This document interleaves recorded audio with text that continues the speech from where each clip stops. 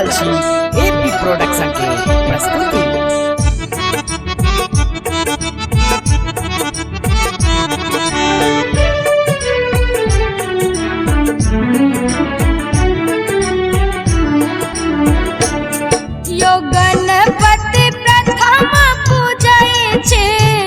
गौरी सुत गणराजियो राखब हमरो लाजियो ना। यो गणपति प्रथम पूजै छे गौरी सुत गणराजियो राखब हमरो लाजियो ना।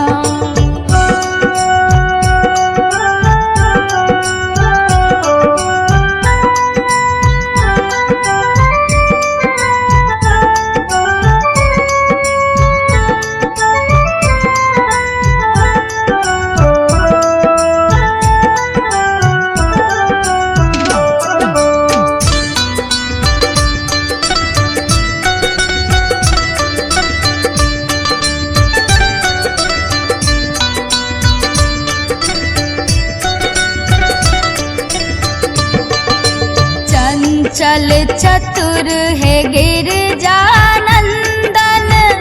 मंगलदायक वहाँ दुख भंजन। चंचल चतुर है गिरजानंदन मंगलदायक वहाँ दुख भंजन। गजानन अर्ज सुनियो हमरो वहाँ अधिराजियो राखब हमरो लाजियो ना।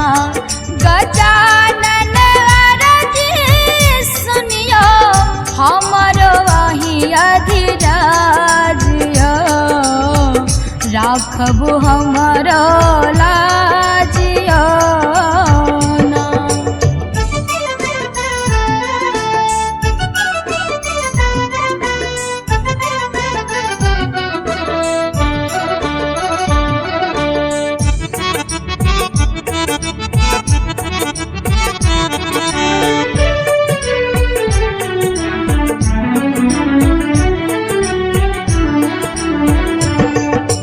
मोदक प्रिय प्रभु बुद्धिवर दाता शंकर सुमन है भाग्य विधाता।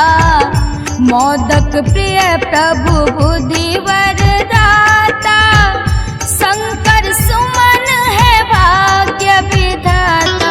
गजानन पार लगबियो जीवन रूपी जहाजियो राखब हमरो लाजियो ना। गजानन पार लगबियो जीवन रूपी जहाजियो राखब हमरो लाजियो ना।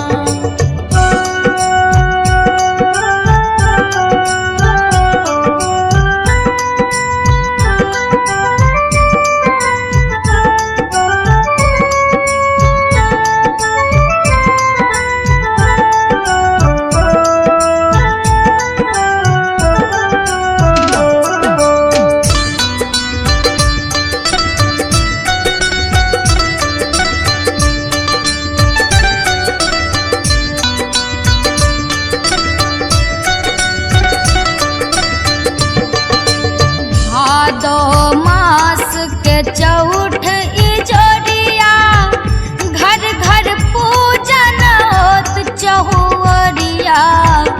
भादो मास के चौठ इजोरिया घर घर पूजन होत चहुरिया। गजानन पूरन करबे दुखिया के सब काजियो राखब हमरो लाजियो ना। गजानन पूरन करबे दुखिया के सब काजियो राखब हमरो लाजियो ना।